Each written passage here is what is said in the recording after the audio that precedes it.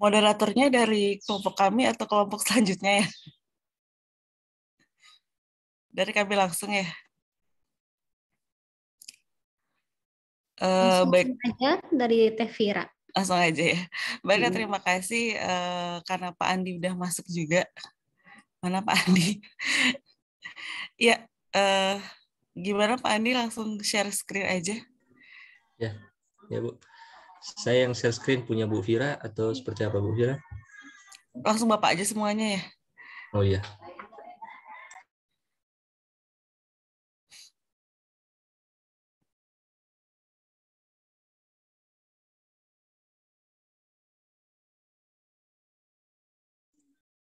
Halo Mr. Desem, can you hear me Desem? Sedem? Halo Sedem? Hello, I'm here. Halo Sedem, can you present your paper,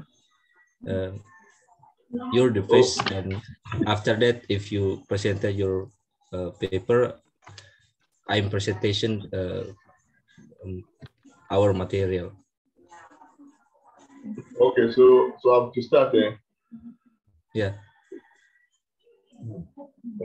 Okay, so let me try to share my screen. Just 5 minutes, Sedem. Yes.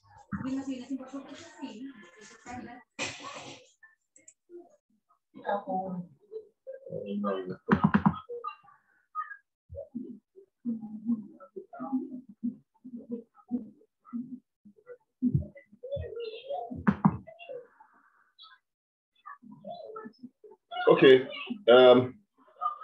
good day to all of you. Our presentation is on epistemology. Epistemology, that's where we are looking at today. And I'll start by giving the definition of knowledge.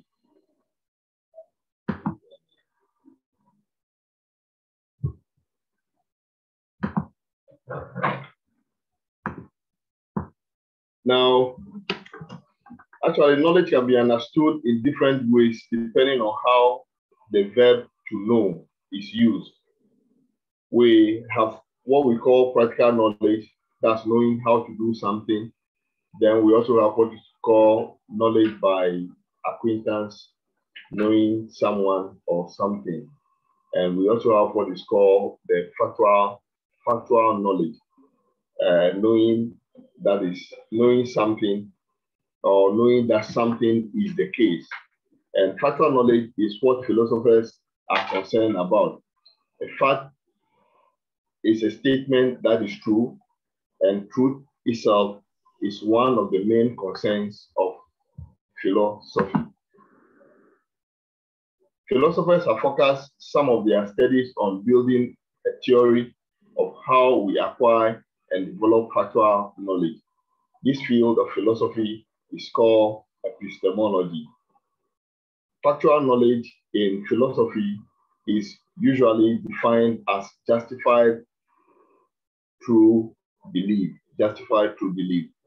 In order for me to know something, I must believe that it is the case. It must be true, and I must have proof of my belief. Factual knowledge necessitates either actual and overt acceptance, that's of what is obvious in terms of acceptance, or what is also referred to as tacit, implicit commitment to embrace. In other words, one somehow must indicate acceptance or embracement of what is called knowledge or factual knowledge.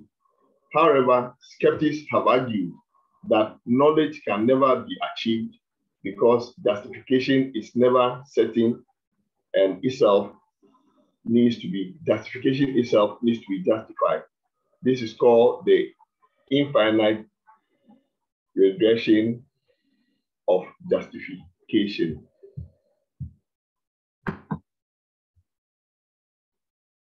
Skepticism is a philosophical position which argues that every knowledge claim we make can be doubted. For example, our senses can deceive us, and an example would be illustrated by what we call the optical illusions. And we may even be sure that we are not dreaming. Or how can we even be sure that we are not dreaming right now? Or that we are fed sensations by our computers and we think that we know. So this means that because we can question every belief we have and question the evidence behind our beliefs, knowledge itself is impossible. So it is to the skeptics, knowledge to say we know is never possible. In order to address this problem, philosophers have looked at the sources or the source of our knowledge claim, see if there was any that didn't need gratification as it would stop the infinite regression. There are two main schools of thought with reference to the problem of infinite regression. And these schools are rationalism and empiricism. And rationalist philosophers argue that the mind can provide us with those basic beliefs, as for instance, as I don't need my senses to know that when you add 2 to 2, you get 4.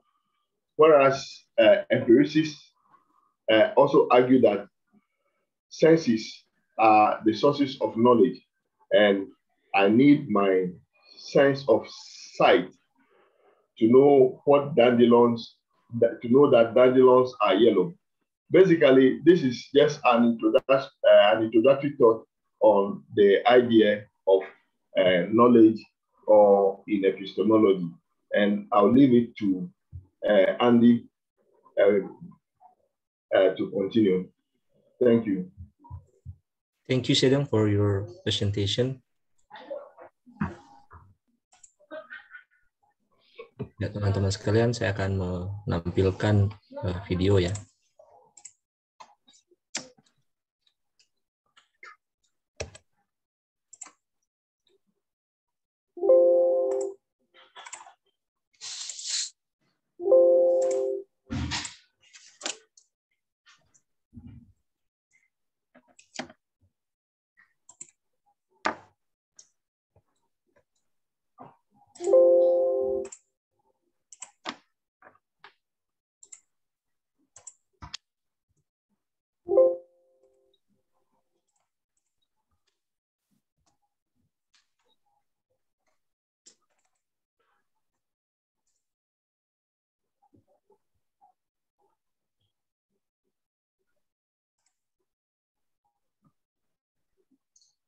Assalamualaikum warahmatullahi wabarakatuh. Selamat pagi, Prof. Selamat pagi, teman-teman.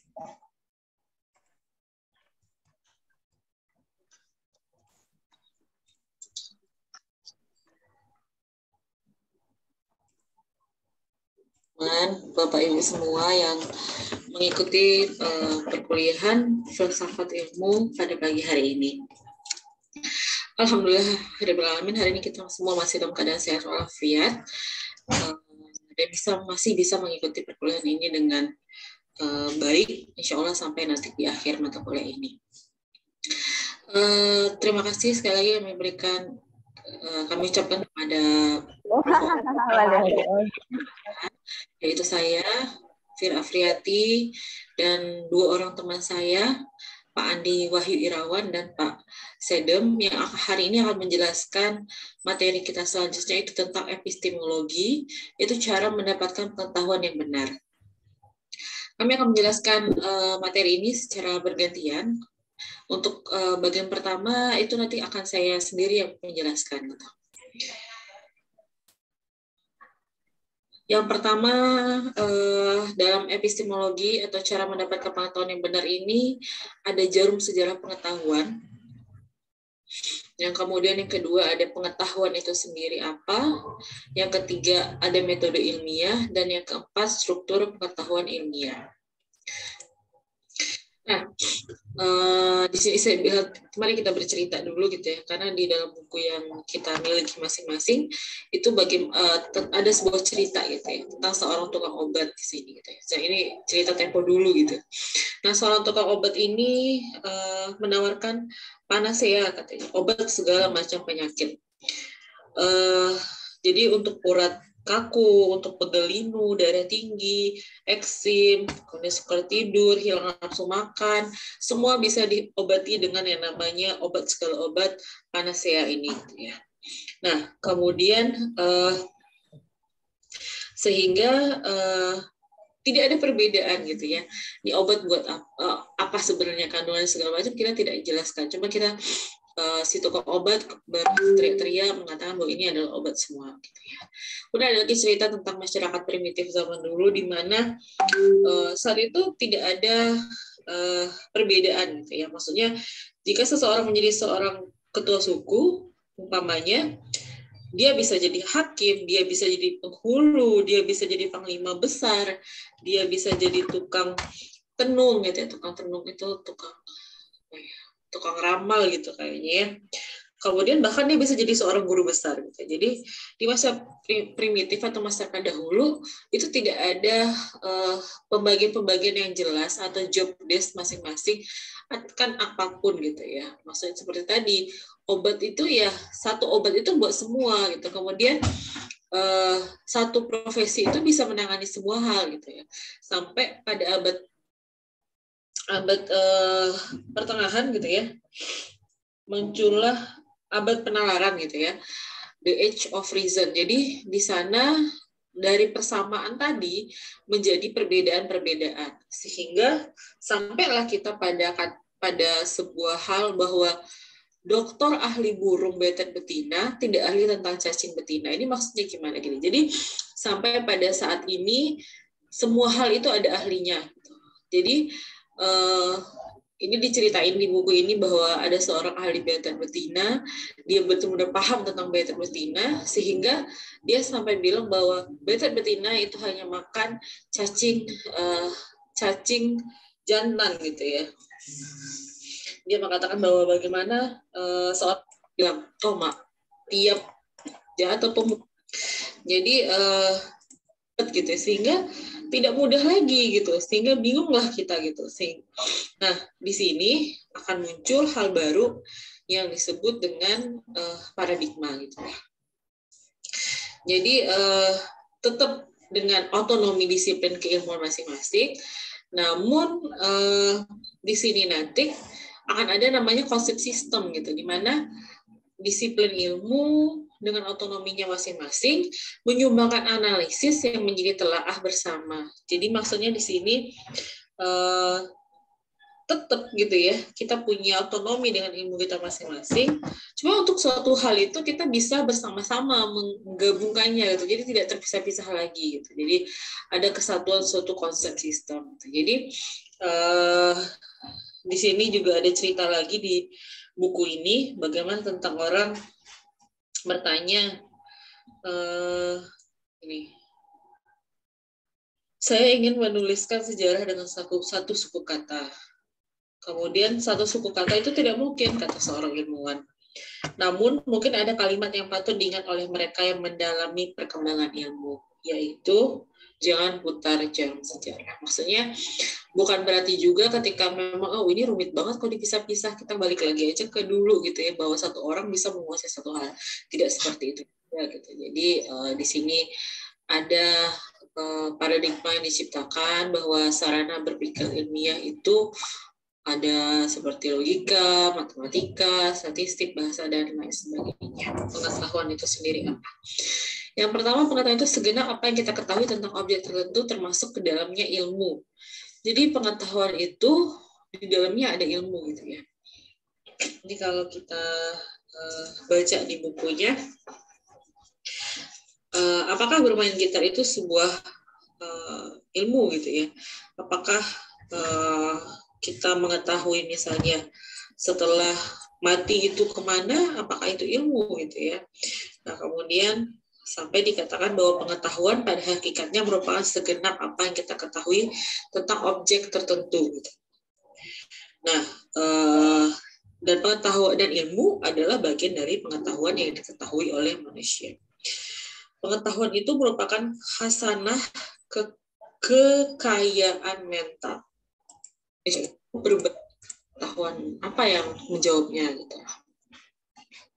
Nah lanjut di sini tentang epistemologi tadi gitu ya, bagaimana kita memberikan jawaban yang benar, menyusun pengetahuan yang benar dengan landasan metode ilmiah. Nah, metode ilmiah akan dibahas pada yang subbab ketiga, sehingga ilmu itu bisa spesifik menjawab ontologi, epistemologi, dan aksiologi. Ilmu gitu ya, ilmu itu adalah alat bagi manusia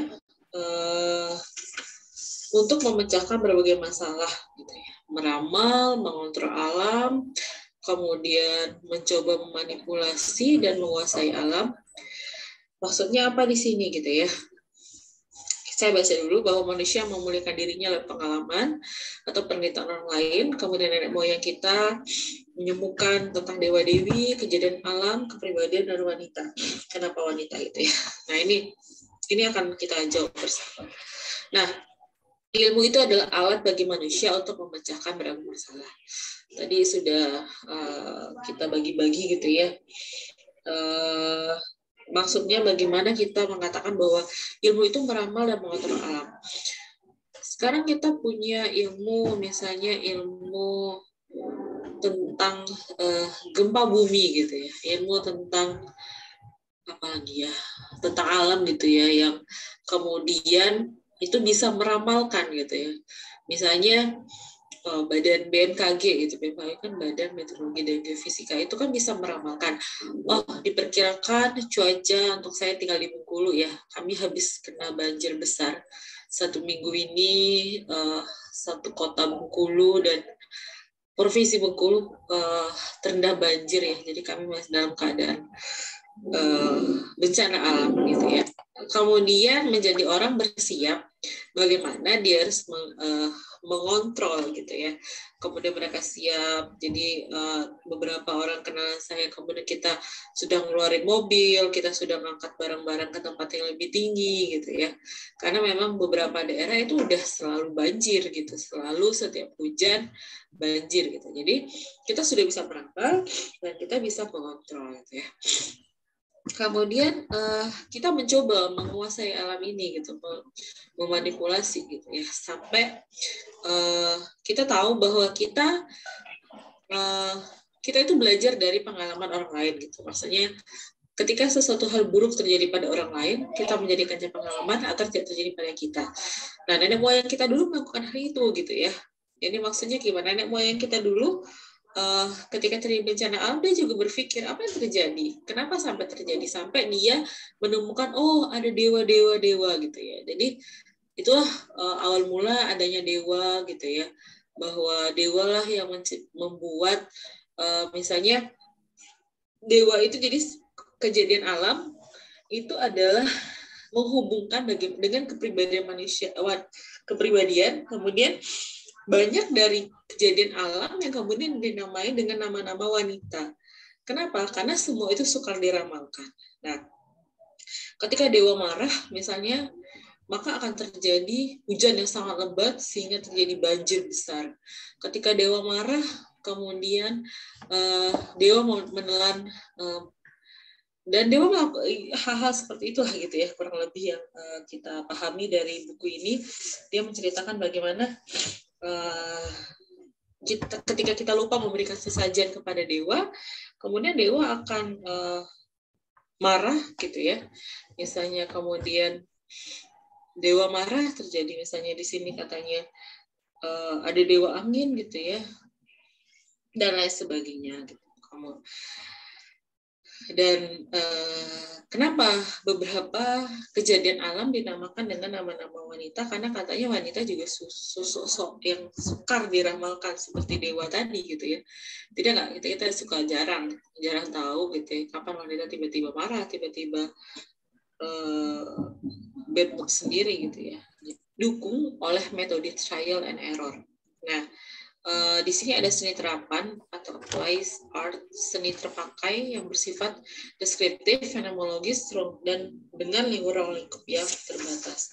Maksudnya apa gitu ya? Nah, jadi kita tahu misalnya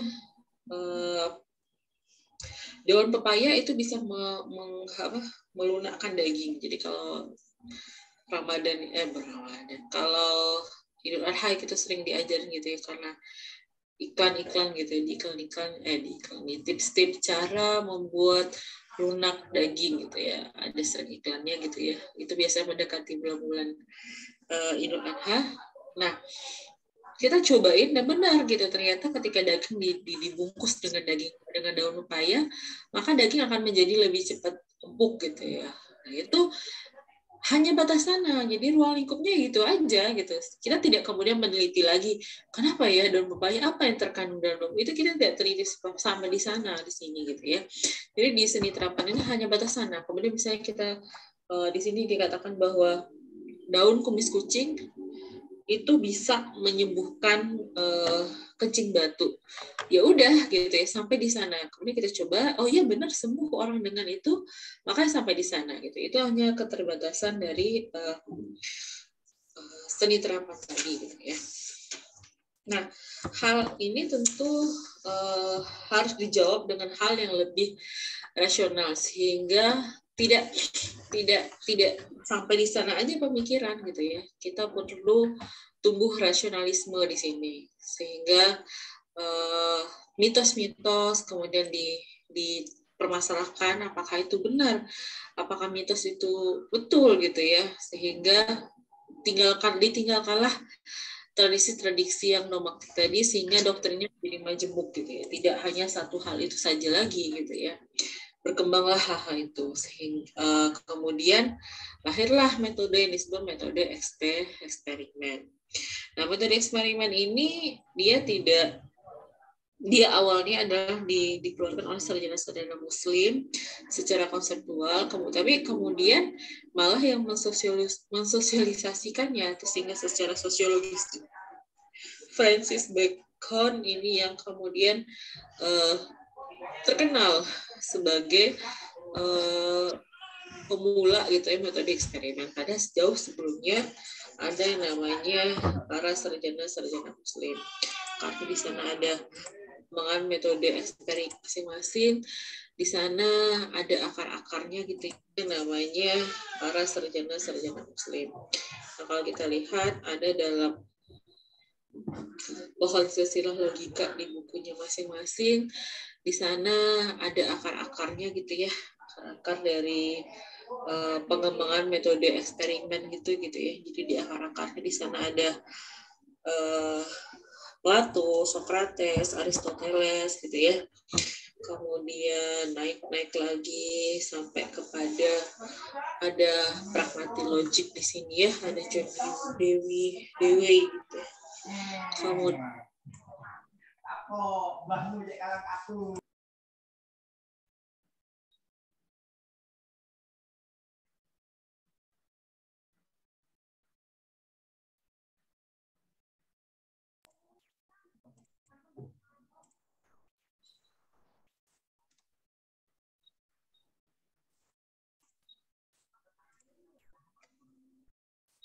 Assalamualaikum warahmatullahi wabarakatuh. Selamat pagi teman-teman sekalian.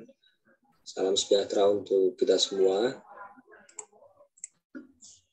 Terima kasih Bu Fira Afriati dan Sedem sudah menyampaikan materi yang sangat menarik ya untuk kita diskusikan bersama. Perkenalkan, saya Andi Wahyu Irawan. Di sesi ini saya akan menjelaskan ya mengenai metode ilmiah dan struktur pengetahuan ilmiah. Dua hal yang teman-teman sekalian sebenarnya sudah lakukan pada saat menyusun skripsi maupun menyusun tesis. Setidaknya ada 6 kata kunci di metode ilmiah yang saya catat ya. Ada metode ilmiah di sini berarti adalah prosedur dalam mendapatkan pengetahuan yang disebut ilmu. Jadi dalam mendapatkan pengetahuan itu ada prosedur yang harus kita lalui. Tidak serta-merta kita bisa mendapatkan ilmu.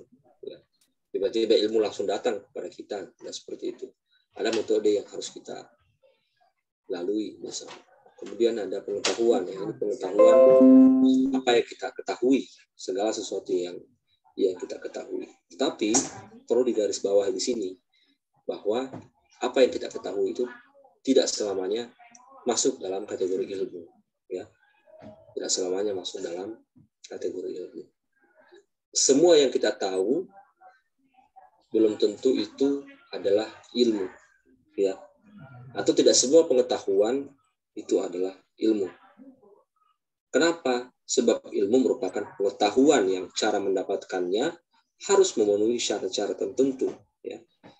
Syarat-syarat yang harus dipenuhi agar suatu pengetahuan dapat disebut sebagai ilmu, ya, tercantum dalam apa yang dinamakan sebagai metode ilmiah. Jadi ini saling berhubungan ya teman-teman ya. Ada suatu pertanyaan, ya, bagaimana kita mendapatkan pengetahuan? Bagaimana ya saya bisa tahu mengenai siswa yang nakal di sekolah, gitu ya? Apakah hakikat jangkauan dan ruang lingkup pengetahuan? Sampai di mana jangkauan pengetahuan kita ini? Sampai tahap mana pengetahuan yang mungkin bisa ditangkap oleh manusia? Ya. Bagaimana agama versus ilmu? Bahwa ternyata ilmu itu dimulai dengan keraguan. Ya, sedangkan agama dimulai dari kepercayaan. Kok bisa dua hal ini berangkat dari titik yang berbeda? Karena ini adalah cakupan manusia. Agama itu di luar dari manusia. Karena ilmu itu didapatkan dari proses penginderaan, maka batasan manusia itu hanya di sini. Ya, sedangkan di luar dari batasan manusia adalah agama. Itu sebabnya agama selalu berangkat dari kepercayaan. Ya. Nah, kenapa dia berangkat dari kepercayaan? Karena akal manusia, akal pikiran manusia yang menjadi alat untuk mendapatkan ilmu itu tidak mampu menjangkau agama. Misalnya, bagaimana kita bisa meneliti tentang hari pembalasan? Atau bagaimana cara kita meneliti tentang neraka dan surga? Kita hanya punya pengetahuan yang sedikit atas itu. Dan itu tercantum di dalam hadis maupun di dalam Al-Quran. Banyak cerita-cerita tentang bagaimana neraka dan surga. Ya. Tapi itu bukan ranah ilmu ya, bukan ranah ilmu, karena itu di luar dari jangkauan manusia. Kita hanya diberikan sedikit mengenai pengetahuan itu. Apakah benar atau tidak yang terlihat, yang nanti ujung-ujungnya adalah kita semakin percaya atau mungkin malah menjadi ragu. Nah, sehingga nanti ketika kita mengetahui perbedaan antara ilmu dan agama, kita bisa menempatkan kedua hal ini pada perspektif yang sesungguhnya. Bahwa di lain pihak, agama itu akan memberikan landasan moral bagi aksiologi keilmuan, tapi di sisi lain, ilmu akan memperdalam keyakinan kita dalam beragama. Kita masuk kepada bagaimana tahapan sikap manusia dalam menghadapi masalah. Sebelum masuk ke situ, saya ingin menjelaskan bahwa proses kegiatan ilmiah itu dimulai dari manusia mengamati sesuatu. Ya. Jadi kita mengamati sesuatu nih, ada objek yang kita amati ya. Kemudian ini kita sebagai manusia mengamati objeknya ini, manusia yang lain. Ya. Nah, disinilah terjadi proses ilmiah. Ya. Tentunya ini membawa kita kepada pertanyaan mengapa manusia mulai mengamati sesuatu. Kenapa kita mengamati ini? Ya. Kalau kita telah lebih lanjut, ternyata bahwa kita memulai pengamatan objek tertentu itu kalau kita mempunyai perhatian terhadap objek-objek itu, gitu ya. Bahwa misalnya yang kita amati ini adalah sesuatu yang menarik bagi kita, maka itulah yang menjadi alasan mengapa kita ingin mengamati itu, gitu ya. Menimbulkan aksi manusia melalui 3 tahapan, ya. Tahapan pertama itu adalah mistis, tahapan kedua ontologis, tahapan ketiga adalah fungsional. Nah, dalam masyarakat tradisional, teman-teman, kita menemukan sesuatu yang kadang langgeng sampai hari ini, ya, dan itu banyak menunjukkan sikap masyarakat yang percaya pada hal-hal yang sifatnya metafisik, ya. Misalnya ketika manusia menghadapi suatu peristiwa, lantas kemudian dihubungkan pada sesuatu yang sifatnya mistik.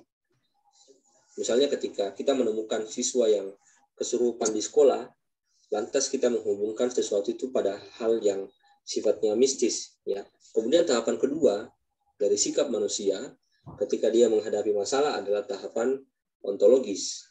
Tahapan ontologis di sini adalah sikap manusia yang tidak lagi merasakan dirinya terkepung oleh kekuatan-kekuatan gaib dan bersikap mengambil jarak dari objek di sekitarnya serta mulai melakukan penelaan terhadap objek tersebut. Nah, inilah yang biasanya dilakukan oleh kita, ya, teman-teman. Kita sudah mulai mengambil jarak, lantas kemudian kita menelusuri terhadap fakta atau fenomena yang terjadi di lapangan, ya, kemudian melakukan penelitian, mengambil jarak dengan hal-hal yang seperti berhubungan dengan yang sifatnya mistik, kemudian berusaha untuk menelusuri fakta dan realita yang terjadi di lapangan. Tahapan yang terakhir, dan ini adalah tahapan yang paling tinggi dalam sikap manusia ketika menghadapi masalah, adalah tahapan fungsional. Yang mana tahapan ini menunjukkan bahwa manusia itu sudah mulai bersikap yang bukan saja dia terbebas dari kepungan kekuatan gaib, bahkan juga bukan hanya mengambil jarak terhadap hal-hal yang sifatnya mistis, tapi manusia cenderung, ya, memanfaatkan pengetahuan itu, ilmu pengetahuan itu untuk keperluan hidupnya sendiri dan keperluan dan kemaslahatan umat manusia. Biar nanti pada saat, jadi langkah pertama adalah perumusan masalah. Ya, tentunya kita harus merumuskan dulu seperti apa masalahnya. Ya, mempersempit masalah yang kita ingin telusuri, ya, karena tadi ilmu itu diawali dari masalah, ya, diawali oleh keraguan-raguan, maka kita harus merumuskan masalah, ya, memetakan masalah yang ingin kita telusuri. Tentunya harus ada pembatasan-pembatasan masalah tersebut, biar nanti pada saat kita menelusuri jawaban dari masalah itu, tentunya kita tidak kemana-mana bahasannya. Kita jelaskan telah teruji kebenarannya, teman-teman, kesimpulan, ya. Nah, perumusan masalah ini juga menghasilkan sebuah hasanah ilmu pengetahuan, ya, yang tentunya nanti akan bermanfaat bagi kemaslahatan umat manusia. Yang semacam ini akan memungkinkan kita berbagai gejala alam yang memungkinkan manusia melakukan serangkaian tindakan untuk menguasai gejala tersebut berdasarkan penjelasan yang ada. Nah, sekiranya kita mengetahui bahwa banjir disebabkan hutan yang ditebang sampai gundul misalnya, maka penjelasan semacam ini akan memungkinkan kita melakukan upaya untuk mencegah timbulnya banjir. Ya. Penjelasan keilmuan memungkinkan kita untuk meramalkan apa yang akan terjadi. Dan berdasarkan ramalan tersebut, kita bisa melakukan upaya untuk mengontrol agar ramalan itu menjadi kenyataan atau tidak, ya. Gitu. Nah, pengetahuan tentang kaitan antara hutan gundul dengan banjir memungkinkan kita untuk bisa meramalkan apa yang akan terjadi sekiranya hutan-hutan terus ditebang sampai tidak tumbuh lagi. Nah, sekiranya kita tidak menginginkan timbulnya banjir sebagaimana yang diramalkan oleh penjelasan tadi, maka kita harus melakukan upaya controlling, ya, atau mengontrol agar hutan tersebut tidak dibiarkan menjadi tumbuh. Di ujung dari setiap disiplin keilmuan adalah mengembangkan teori yang tentunya didasari oleh data-data terkait, ya. Data ini ditemukan dari observasi, penginderaan, dan seterusnya. Kemudian juga ada variabel, teknologi, peranti, ya. Nah, ada bagian yang tidak kalah penting dari itu adalah hukum, prinsip, asumsi, dan postulat. Jadi hukum pada hakikatnya merupakan pernyataan yang... Baik, terima kasih Bapak Ibu sekalian. Mohon maaf ya karena keterbatasan waktu. Saya kembalikan ke Bu Fira. Langsung aja berarti Pak ke kelompoknya Mbak Fajriani. Silakan Bu Fajri. Sedem udah. Sedem udah Pak tadi pertama. Oh, ya sudah. Prof, Kalau gitu Andi masih belum selesai ya? Masih ada kelompok yang satunya sepertinya, Prof. Enggak, yang Andi udah selesai belum? Sudah, Prof. Sudah atau belum? Sudah, Prof. Nanti ini saya singkat-singkat aja karena mungkin teman-teman keterbatasan waktu. Oh iya. Siap, Prof. Ya, silakan. Saya pikir tadi sedang belum ya. Saya tadi mati apa dia tadi? Ya, silakan. Terima kasih, Prof. Silakan Bu Fajri. Baik, Pak Andi. Teh Arina. Mana nih Teh Arina? Iya.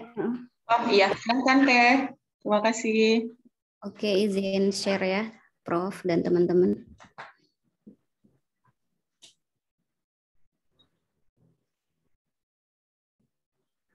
Udah terlihat belum ya ini? Belum. Belum, Teh.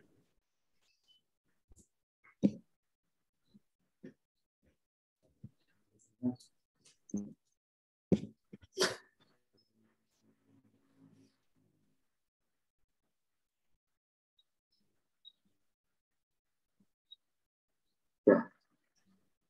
Sudah ada sekarang. Ya. Assalamualaikum warahmatullahi wabarakatuh.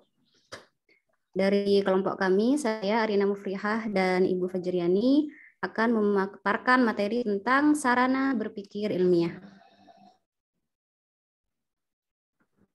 Assalamualaikum.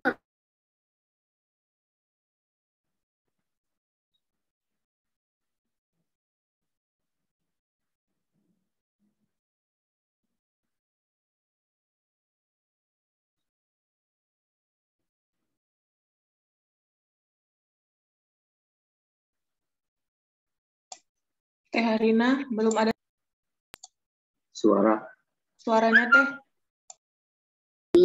Bersumber dari buku Filsafat Ilmu, sebuah pengantar populer yang ditulis oleh Yuyun S. Surya Suman, akan memaparkan materi tentang sarana berpikir ilmiah.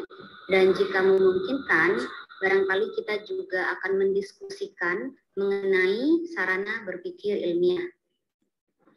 Materi sarana berpikir ilmiah ini bersumber dari buku Filsafat Ilmu, sebuah pengantar populer yang ditulis oleh Yuyun S. Surya Sumantri. Lebih tepatnya dalam buku tersebut, materi sarana berpikir ilmiah ada pada bab 5. Dalam bab 5 ini terdiri dari 4 bahasan utama. Yang pertama mengenai pengertian sarana berpikir ilmiah, yang kedua tentang bahasa sebagai sarana berpikir ilmiah, 3 matematika sebagai sarana berpikir ilmiah, dan 4, statistika sebagai sarana berpikir ilmiah. Dalam kaitannya dengan sarana berpikir ilmiah, manusia disebut sebagai Homo faber, yaitu makhluk yang membuat alat. Kemampuan untuk membuat alat ini hanya dimungkinkan oleh pengetahuan. Kemudian berkembangnya pengetahuan juga memerlukan alat-alat. Untuk melakukan kegiatan ilmiah secara baik, diperlukan sarana berpikir. Tersedianya sarana tersebut memungkinkan dilakukannya penelaahan ilmiah secara teratur dan cermat. Penguasaan sarana berpikir ilmiah ini merupakan suatu hal yang bersifat imperatif bagi seorang ilmuwan. Tanpa menguasai hal ini, maka kegiatan ilmiah yang baik tak dapat dilakukan. Sarana ilmiah pada dasarnya merupakan alat yang membantu kegiatan ilmiah dalam berbagai langkah yang harus ditempuh. Pada langkah tertentu, misalnya, diperlukan sarana tertentu pula. Oleh sebab itu, sebelum mempelajari mengenai sarana-sarana berpikir ilmiah, maka kita perlu menguasai langkah-langkah dalam kegiatan ilmiah tersebut. Sarana berpikir ilmiah, misalnya dalam proses pendidikan kita, merupakan bidang studi tersendiri. Artinya, kita mempelajari sarana berpikir ilmiah ini seperti kita mempelajari berbagai cabang ilmu. Namun demikian, ada 2 hal yang perlu diperhatikan, atau ada 2 prinsip dasar berkaitan dengan sarana berpikir ilmiah. Pertama, berkaitan dengan definisi atau pengertian, dan yang kedua berkaitan dengan tujuan dan fungsi dari sarana berpikir ilmiah. SBI, singkatan dari sarana berpikir ilmiah. SBI ini merupakan kumpulan pengetahuan yang didapatkan berdasarkan metode ilmiah. Namun SBI ini memiliki metode tersendiri dalam mendapatkan pengetahuan yang berbeda dengan metode ilmiah. Dengan kata lain, ketika kita membicarakan SBI, kita tidak sedang membicarakan tentang bagaimana memperoleh ilmu pengetahuan atau informasi-informasi ilmiah melalui metode-metode penelitian atau ilmiah tertentu. Namun, SBI ini memiliki metode tersendiri. Hal ini dilakukan untuk melakukan penelaahan ilmiah secara baik. Sementara, tujuan mempelajari ilmu untuk mendapatkan pengetahuan memungkinkan untuk memecahkan masalah sehari-hari. Maka, SBI adalah alat bagi metode ilmiah.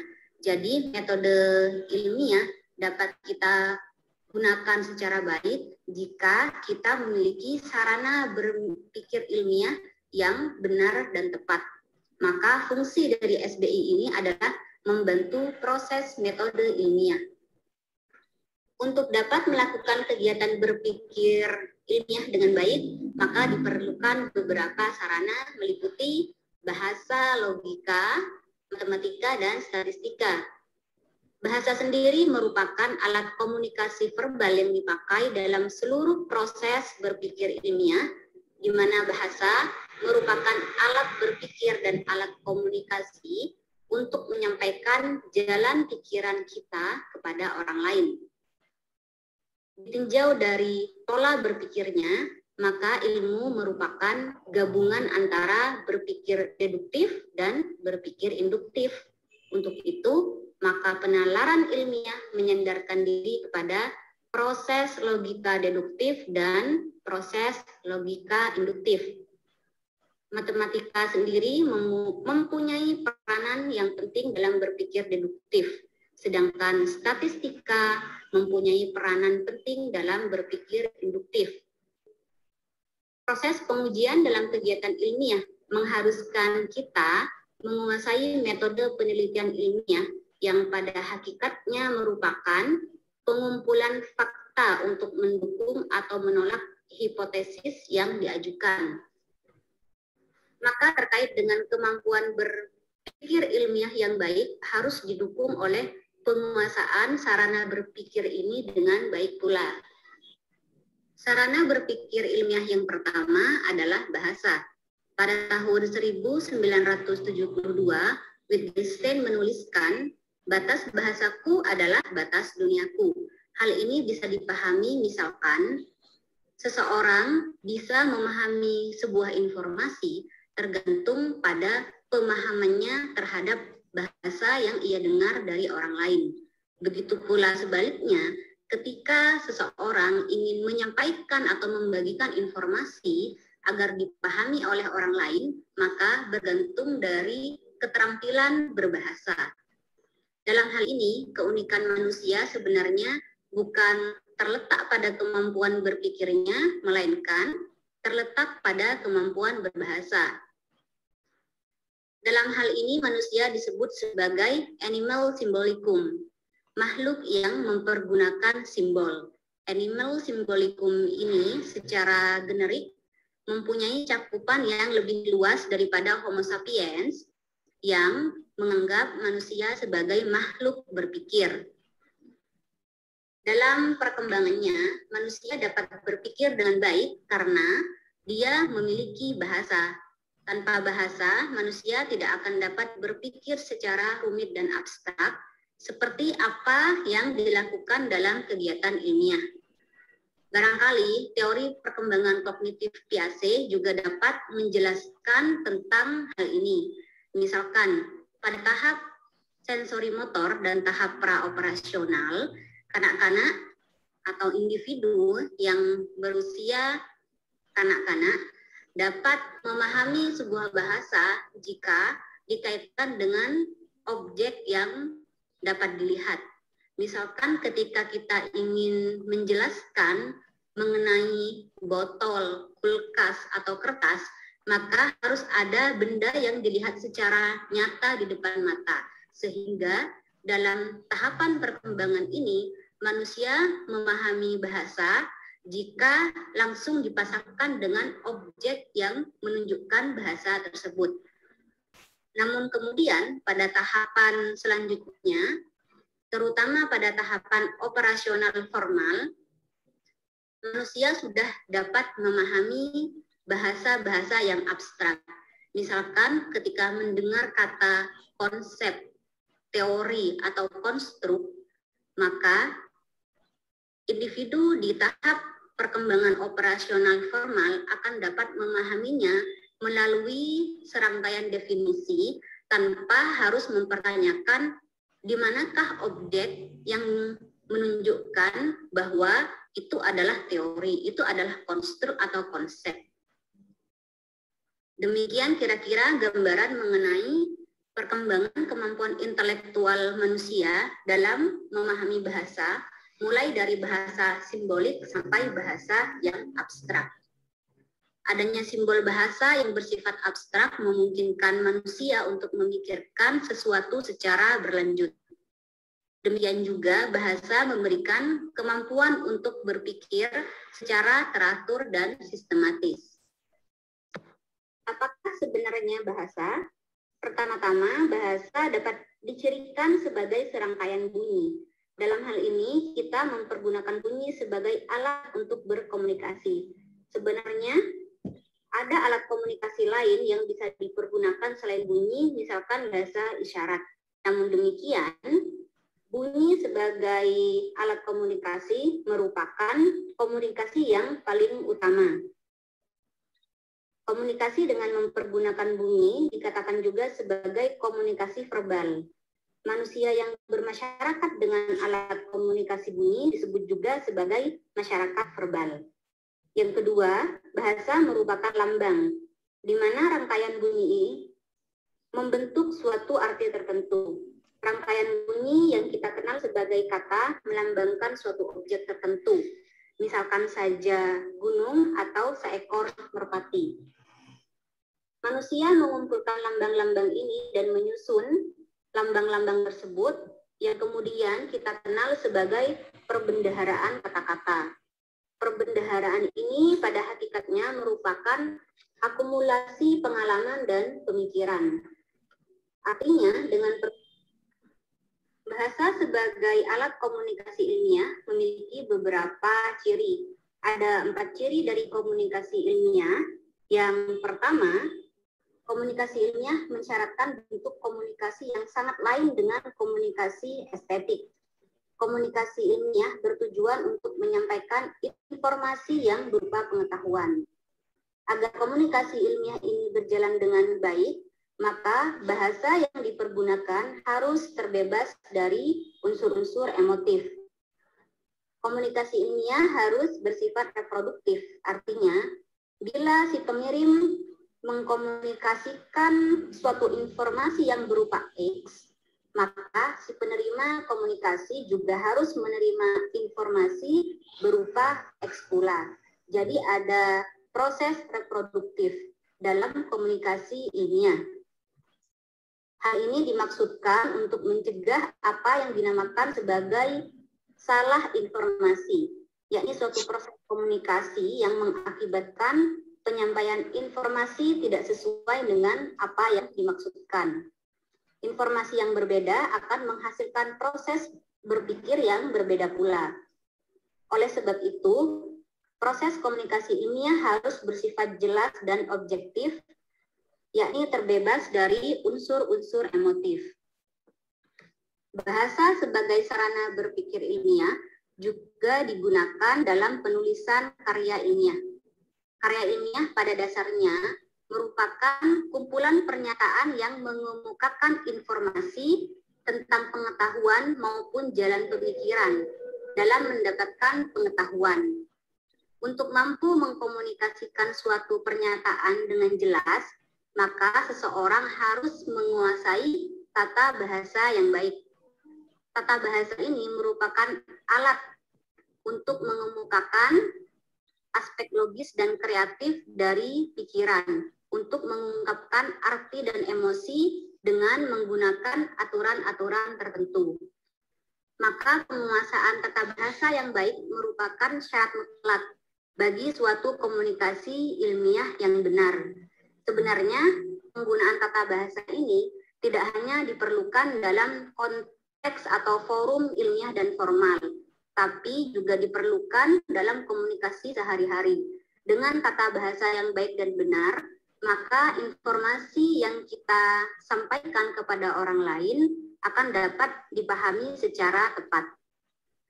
Karya ilmiah juga mempunyai gaya penulisan yang pada hakikatnya merupakan usaha untuk mencoba menghindari kecenderungan yang bersifat emosional. Oleh sebab itu, gaya penulisan ilmiah di mana tercakup di dalamnya penggunaan tata bahasa bersifat multifungsi, yakni sebagai sarana butuhkan selama proses berpikir ilmiah, dan penggunaan kata-kata harus menghindari unsur-unsur yang emotif. Menghindari unsur-unsur emotif seminimal mungkin. Bahasa sebagai sarana berpikir ilmiah memang sangat kita butuhkan selama proses berpikir ilmiah dan selama proses kita menghasilkan karya-karya atau tulisan-tulisan yang ilmiah. Kekurangan bahasa itu meliputi bahasa bersifat multifungsi, yakni sebagai sarana komunikasi, bahasa bisa bersifat emotif, afektif, dan simbolik. Dalam suatu karya misalkan, kita ingin menunjukkan sifat simbolik dari sebuah pengetahuan. Namun, terkadang fungsi-fungsi yang lainnya seperti afektif dan emotif tidak bisa dihindari. Kemudian, bahasa memiliki makna yang abstrak. Misalkan kosakata tertentu yang sering kita dengar dalam diskursus ilmiah, misalkan mengenai ilmu pengetahuan. Apa itu ilmu pengetahuan? Apa itu teori? Apa itu praktek misalkan? Nah, bahasa-bahasa yang abstrak seperti ini memerlukan definisi-definisi yang lebih rinci dan detail. Meski sudah memiliki definisi-definisi tertentu, kekurangan dari bahasa yang memiliki makna abstrak ini membuat orang-orang tertentu tidak bisa langsung memahami maksud dari bahasa yang disampaikan. Kemudian, kata tertentu bersifat majmu' atau memiliki makna ganda. kata tertentu harus kita uraikan terlebih dahulu mana makna yang ingin kita gunakan saat kita menuliskan atau mengucapkan bahasa tersebut. Maka dari bahasa yang bersifat majmu' ini juga terkadang menimbulkan salah persepsi atau salah tafsir. Dan terakhir, bahasa memiliki konotasi yang bersifat emosional. Meski sifat emotif dari bahasa ini harus dihindari atau digunakan seminimal mungkin jika tidak bisa dihilangkan sama sekali, namun konotasi-konotasi yang bersifat emosional ini seringkali masih terlihat dalam penulisan karya ilmiah. Demikian penjelasan mengenai bahasa sebagai alat berpikir ilmiah. Selanjutnya akan dijelaskan mengenai matematika dan statistika sebagai sarana berpikir ilmiah. Akan dijelaskan oleh rekan saya, Ibu Fajriani. Assalamualaikum warahmatullahi wabarakatuh. Mohon izin Prof. Oong dan teman-teman sekalian. Saya Fajriani, saya akan melanjutkan pemaparan dari Bu Arina Mufrihah tentang sarana berpikir ilmiah pada poin 3 dan 4 tentang matematika dan statistika. Dimulai dengan kisah sepasang suami istri yang sering bertengkar karena masalah sepele. Dan berbagai usaha telah mereka lakukan untuk berdamai, namun sia-sia karena setiap komunikasi yang mereka lakukan selalu menjurus kepada emosi dan mereka saling tersinggung satu sama lain. Nah, diam-diam keduanya menjumpai seorang orang tua dan mengadukan halnya. Orang tua itu kebetulan adalah satu-satunya tamu yang menginap di hotel tempat mereka menginap. Dan orang tua itu adalah dosen filsafat ilmu. Sambil membuka diktatnya, beliau berfatwa, berbicaralah dengan bahasa matematika. Malam pun tiba. Dengan fatwa yang mereka berdua dengar dari orang tua tadi, maka mereka memutuskan harus berbicara dengan bahasa matematika. Dimulai dari suami. Suami menatap mata istrinya dan dia mengacungkan telunjuknya membentuk angka 1. Awalnya istri terdiam. Namun perlahan-lahan istri mengacungkan telunjuk dan jari tengahnya membentuk angka 2. Melihat jawaban istrinya, sang suami mengangkat tangan kanannya dengan jari telunjuk, jari tengah, dan jari manisnya membentuk angka 3. Setelah itu, mereka kembali baikan. Nah, keesokan harinya, sang istri duluan datang menjumpai orang tua yang bijak tadi untuk mengucapkan terima kasih. Dia menceritakan apa yang terjadi tadi malam kepada orang tua ini. Dikatakan bahwa kemarin suaminya tidak berkata apa-apa. Dia hanya menatap istrinya tajam dan mengangkat tangannya membentuk angka 1. Dan istri menganggap itu dengan ungkapan bahwa dikaulah satu-satunya yang kucintai. Maka dari situ hati sang istri tersentuh. Lalu dia menjawab bahwa kamu juga satu-satunya yang saya cintai. Kita berdua adalah sepasang gunting yang kalau sebelah tidak ada artinya. Nah, kemudian sang suami menjawab 3 yang ditafsirkan oleh istri, marilah kita bikin belahan ketiga. Nah, setelah angka 3 itu, maka mereka baikan. Nah, sore harinya, sang suami datang menjumpai orang tua tadi. Dengan bangganya, dia menjabat tangan profesor itu dan berkata, matematika memang luar biasa, cermat dan terbebas dari emosi. Sejak hari ini, saya akan bersungguh-sungguh mempelajari filsafat matematika. Begitu kata sang suami kepada profesor filsafat ilmu tadi. Profesor itu bertanya, apa yang terjadi? Bagaimana dengan masalah kalian? Sang suami berkata bahwa setiap yang dia ungkapkan kepada istrinya selalu disalahartikan.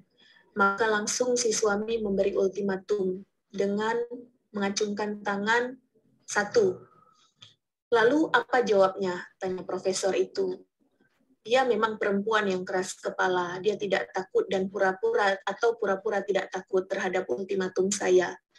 Dan dia malah menantang saya dengan 2. Terus tanya profesor itu lagi. Ya, karena dia menantang saya dengan 2, jadi saya kembali memberikan ultimatum kepadanya dengan menyebut 3. Dan setelah itu dia pun menyerah dan kami kembali menjadi baik. Walaupun dari kisah tadi kita lihat bahwa dengan matematika bisa menimbulkan tafsiran yang berbeda, namun tidak demikian adanya. Matematika merupakan sebuah bahasa yang berusaha untuk menghilangkan sifat majemuk dan emosional dari bahasa verbal. Bagaimana kita ketahui bahwasanya bahasa verbal itu bisa menimbulkan banyak tafsiran. Misalnya nih, kita ambil contoh tentang percakapan anak muda zaman sekarang yang menyebut kawannya dengan istilah nyet. Nah, kalau bagi orang yang tidak bergaul dan selalu menjaga bahasanya, maka ketika dia dipanggil nyet, dia akan marah. Tapi kebalikannya, panggilan nyet menjadi biasa saja bagi mereka yang sering menggunakan istilah ini dalam berkomunikasi dengan teman-teman sebayanya. Nah, di sini kita lihat bahwasanya bahasa verbal itu bisa disalahartikan. Bahasa verbal bisa mempunyai makna ganda, tapi tidak dengan bahasa matematika. Di sini dicontohkan bahwa umpamanya kita sedang mempelajari tentang kecepatan jalan kaki seorang anak. Maka objek kecepatan berjalan kaki seorang anak itu bisa kita lambangkan dengan X. Maka X di sini tidak memiliki makna ganda. Dan X hanya berarti kecepatan jalan kaki seorang anak. Nah, demikian pula dengan kalau kita ingin menghubungkan X dengan satu objek lain. Kita misalkan dengan jarak tempuh seorang anak tadi. Nah, di sini kita bisa melambangkannya dengan Y. Y pun sama seperti X tadi. Dia tidak memiliki makna ganda. Dia hanya berarti jarak tempuh dari si anak tadi. Nah, hubungan antara X dan Y itu bisa dilambangkan dengan Z. Maka Z yaitu Y dibagi dengan X, yaitu waktu yang dibutuhkan seorang anak untuk berjalan kaki dengan menempuh jarak tertentu. Jadi masing-masing X, Y, dan Z itu hanya memiliki satu makna dan tidak ada makna ganda di sana. Selanjutnya tentang sifat kuantitatif dari matematika. Ya, matematika sebagaimana kita ketahui dia mempunyai kelebihan dibandingkan dengan bahasa verbal. Matematika mengembangkan bahasa numerik yang memungkinkan kita untuk melakukan pengukuran secara kuantitatif. Di sini kita bisa contohkan misalnya kita ingin membandingkan dua objek yang berlainan, umpamanya gajah dan semut. Kalau secara bahasa verbal, kita hanya bisa mengemukakan bahwa gajah lebih besar daripada semut. Tapi dengan bahasa verbal ini, kita tidak tahu sebenarnya seberapa besar gajah bila dibandingkan dengan semut. Maka kita memerlukan bahasa matematika. Dengan bahasa matematika, kita bisa mengetahui secara eksak bahwasannya gajah misalnya 1000 kali lebih besar daripada semut. Dan bahasa matematika ini tentu tidak didapat ketika kita menjelaskannya dengan bahasa verbal. Begitupun dengan pernyataan bahwa suatu logam akan memanjang jika dipanaskan. Nah, dengan bahasa verbal kita hanya bisa menyebutkannya demikian. Tapi dengan bahasa matematika, kita bisa menjelaskan seberapa panjang logam itu akan memanjang ketika dipanaskan. Dan pada suhu berapa derajat logam itu mulai memanjang. Jadi ada banyak hal yang bisa dijelaskan secara lebih rinci ketika kita menggunakan bahasa matematika. Selanjutnya tentang matematika sebagai sarana berpikir deduktif. Nah, berpikir deduktif sebagaimana kita ketahui adalah proses pengambilan keputusan berdasarkan premis-premis yang kebenarannya telah ditentukan. Atau dengan istilah lain, berpikir deduktif ini adalah berpikir mulai dari hal yang umum dan dipecah menjadi hal yang lebih khusus.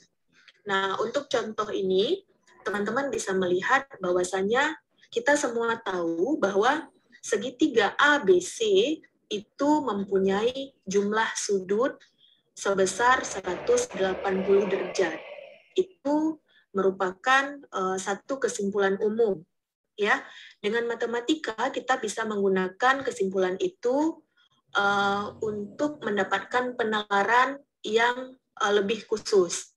Jadi ketika sudut-sudut dari masing-masing segitiga itu digabungkan, maka dia akan membentuk garis lurus. Sebagaimana gambar yang di sampingnya, A, sudut B, dan sudut C, itu akan membentuk garis lurus yang sudutnya adalah kebenarannya itu telah ditentukan. Tentang perkembangan matematika itu dibagi menjadi 3 tahap, yaitu sistematika, komparatif, dan kuantitatif. Dimulai dari tahapan sistematika, di mana matematika mencoba menggolongkan objek empiris dalam kategori-kategori tertentu sesuai dengan ciri-ciri dari objek tadi. Dan di tahap yang kedua, yaitu komparatif, yaitu melakukan perbandingan antara objek yang satu dengan objek yang lain. Nah, tahap selanjutnya adalah tahap kuantitatif, di mana pada tahap ini mencari hubungan sebab akibat dengan pengukuran eksak dari objek. Nah, ketika kita membandingkan dengan bahasa verbal, dan bahasa verbal di sini hanya mampu mencapai pada tahap sistematika dan komparatif saja, tapi bahasa verbal tidak mampu mencapai tahap kuantitatif seperti dalam bahasa matematika. Oleh karena itu, untuk mencapai ketiga tahapan ini, maka pengetahuan membutuhkan matematika. Dan lambang-lambang matematika bukan saja jelas, namun juga eksak dengan mengandung informasi tentang objek tertentu dalam dimensi-dimensi pengukur. Di samping sebagai bahasa, matematika juga berfungsi sebagai alat berpikir. Matematika disebutkan sebagai metode berpikir logis. Berdasarkan perkembangannya, masalah yang dihadapi oleh logika semakin lama semakin rumit dan membutuhkan struktur analisis yang lebih sempurna. Logika berkembang menjadi matematika. Dengan kata lain, matematika disebut sebagai masa dewasanya dari logika, dan logika merupakan masa kecilnya matematika. Memang menurut akal sehat, kebenaran matematika itu tidak ditentukan oleh pembuktian secara empiris, melainkan kepada proses penalaran deduktif. Kita contohkan begini. Jika seseorang memasukkan 2 ekor bebek pada pagi hari, kemudian dia memasukkan 2 bebek lagi, itu memerlukan pengukuran dan perhitungan secara matematis. Terdapat 3 aliran dalam filsafat matematika, yaitu logistik, yang disampaikan oleh Immanuel Kant tahun 1724 sampai 1804. Kemudian yang kedua adalah aliran intuisionis oleh Jane Brouwer 1881 sampai 1966, dan aliran yang ketiga yaitu aliran formalis oleh David Hilbert 1862 sampai 1943. Nah, masing-masing aliran ini mempunyai pandangan yang berbeda tentang matematika. Menurut aliran logistik, Matematika merupakan pengetahuan sintetik a priori, di mana eksistensi matematika tergantung kepada pengalaman kita. Matematika adalah cara berpikir logis yang salah atau benarnya dapat ditentukan tanpa mempelajari dunia empiris. Kemudian menurut aliran intuisionis, intuisi murni dari berhitung merupakan titik tolak tentang matematika bilangan. Hakikat sebuah bilangan harus dapat dibentuk melalui kegiatan intuitif dalam berhitung atau counting dan dalam menghitung atau calculating. Sedangkan untuk aliran yang ketiga atau aliran formalis mengemukakan bahwa banyak masalah dalam bidang logika yang sama sekali tidak berhubungan dengan matematika. Dan matematika merupakan pengetahuan tentang struktur formal dari lambang. Penggunaan matematika hanya sebagai bahasa lambang. Di sini tampak dengan jelas penekanan tentang matematika dari masing-masing aliran filsafat yang peradaban manusia. Jadi sekitar tahun 3500 sebelum Masehi, bangsa Mesir kuno itu telah mempunyai simbol yang melambangkan pengetahuan matematika waktu itu dianggap sebagai suatu yang keramat. Jadi hanya para pendeta yang menjadi ahli matematika, yang dapat meramalkan berbagai hal, termasuk meramalkan kapan kemungkinan akan timbulnya banjir di sana. Nah, matematika merupakan bahasa artifisial yang dikembangkan untuk menjawab kekurangan bahasa verbal yang bersifat alamiah. Diperlukan usaha tertentu untuk menguasai matematika dalam bentuk kegiatan belajar. Semakin lama, sebagaimana yang kita rasakan saat ini, bahwa matematika itu rasanya semakin bersifat abstrak, semakin jauh dari orang awam, ya. Jadi kita merasa bahwa matematika itu hanya mampu dikuasai oleh orang-orang pandai saja, bahwa tidak semua orang mampu untuk memahami matematika. Dan pelajaran matematika di sekolah itu menjadi pelajaran yang dalam tanda petik dihindari oleh kebanyakan siswa. Dan melihat hal yang seperti ini, tentu kita akan berpikir apakah sejarah matematika yang terjadi pada bangsa Mesir kuno kembali terulang di zaman yang sudah modern saat ini. Mungkin teman-teman bisa menjawab dalam hati masing-masing. Nah, bagi ilmu itu sendiri, matematika menyebabkan perkembangan yang pesat. Tanpa matematika, maka pengetahuan akan berhenti pada tahap kualitatif yang tidak memungkinkan untuk meningkatkan penalaran lebih jauh. Sebenarnya angka tidak bertujuan untuk menggantikan kata-kata. Pengukuran hanya sekedar unsur dalam menjelaskan persoalan yang menjadi pokok analisis utama. Membeli sebungkus korek api dengan pesan agar ia tidak terkena statistika. Sebagaimana matematika tadi, statistika juga dimulai dari sebuah kisah tentang seorang anak yang disuruh ayahnya untuk membeli sebungkus korek api dengan pesan agar tidak terkecoh dan mendapatkan korek api yang jelek.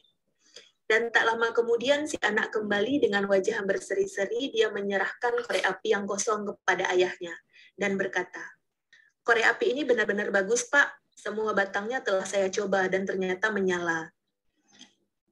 Nah, dari cerita tersebut, saya yakin bahwa tidak ada seorang pun antara kita yang bisa menyalahkan kesahihan proses penarikan kesimpulan dari si anak kecil itu. Sesuai dengan perintah ayahnya bahwa dia tidak boleh terkecoh dan mendapatkan korek api yang jelek. Maka dia memutuskan untuk mencoba semua korek api yang ada dalam kotak, dan hasil percobaannya membuktikan bahwa semua korek api itu bagus. Dan semua batang korek api itu menyala. Dan dia memberikan korek api kosong kepada ayahnya. Nah, berbicara tentang statistika, tentu erat kaitannya dengan proses penarikan kesimpulan, seperti pada matematika tadi. Namun ada sedikit perbedaan antara proses penarikan kesimpulan pada matematika dan pada statistika. Di sini statistika berkaitan erat dengan peluang. Nah, peluang merupakan dasar dari teori statistika yang tidak dikenal dalam pemikiran Yunani kuno, Romawi, bahkan Eropa dalam abad pertengahan.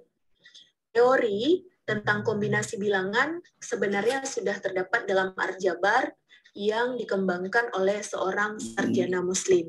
Dan berdasarkan teori ini berkembang menjadi teori-teori lain dalam statistika.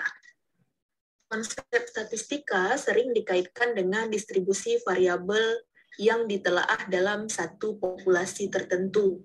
Perkembangan statistika dimulai dari adanya teori Galat atau teori kekeliruan atau theory of error, kemudian dilanjutkan dengan continuous distribution, bahwasanya Thomas Simpson tahun 1757 menyimpulkan bahwa terdapat suatu distribusi yang berlanjut dari suatu variabel dalam frekuensi yang cukup banyak. Setelah munculnya teori tentang continuous distribution ini, muncullah teori tentang atau konsep tentang normal distribution.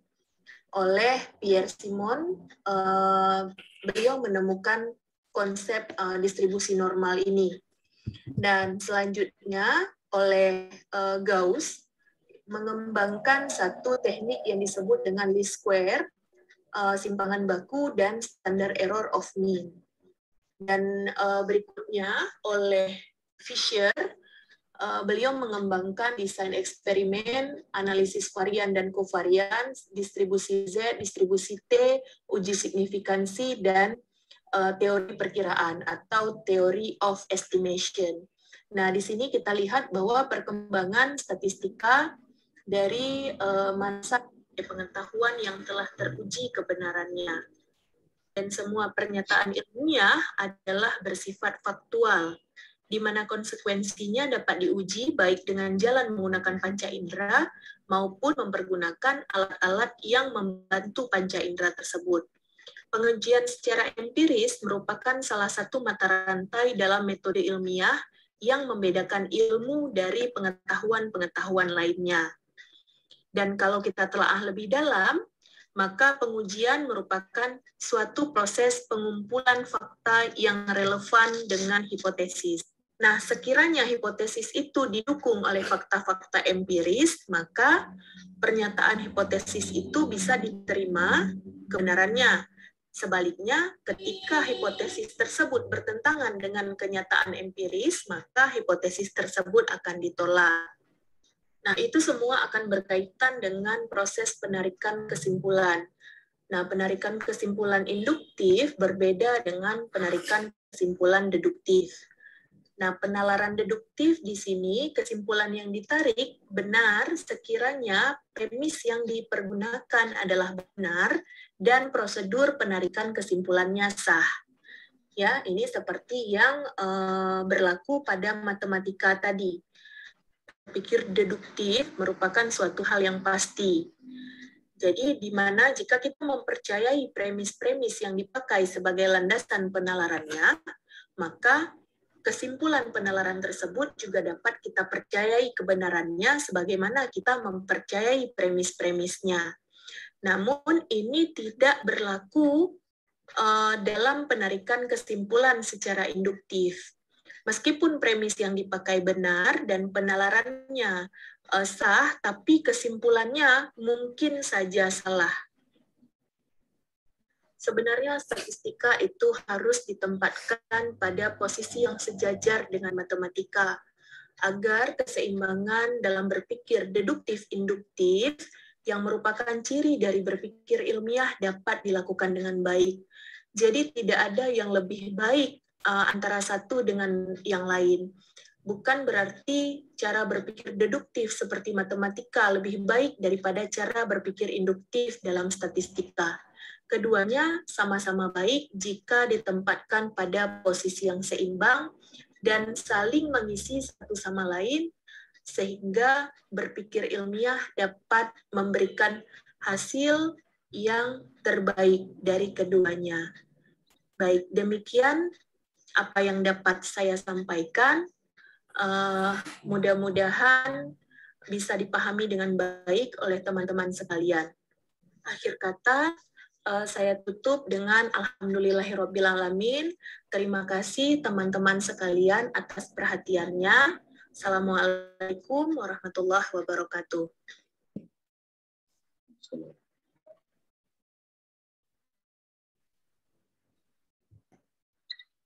Waktunya pas ya, dua kelompok sampai 8.40 ya.